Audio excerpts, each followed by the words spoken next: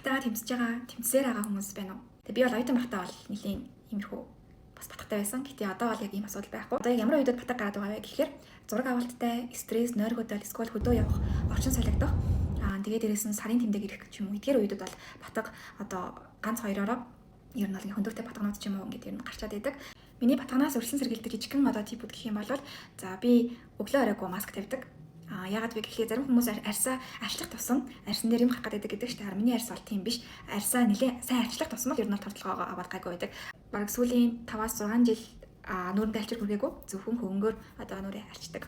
Миний сүүлд нь олонгууд Himalaya брендийн батганы эсрэг одоо багц байгаа. Энэ олонгууд нүрний биш, дотроосоо одоо батганы эсрэг бүтээгдэхүүн гэсэн үг байхгүй юу? Сая нэм гээд энэ бүтээгдэхүүн байгаа. Энэ олонгууд одоо батганы өрсөлийг намдаагаад арсны ангийг сэргийгээд мөн дээрээс нь одоо сорь байгаа тэрийг бүдгөрүүлж өгдөг тийм үйлчлэгээтэй. Ер нь сүүлийн 2 сар хэрэглээд одоо нэг та нар бүгдээрээ л ямар нэгэн пробиотик сууд байгаа. За энэ болохоор гидсний шингэцийг сайжруулад гидсний эрүүл мэндийг ер нь дэмжиж өгдөг гэсэн үг. Нэг капсулаар өдөрт 1 удаа хоолны дараа ууж хэрэглэдэг.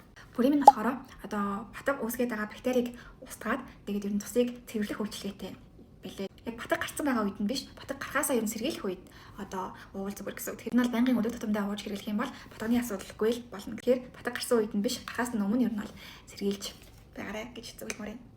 Бай бай.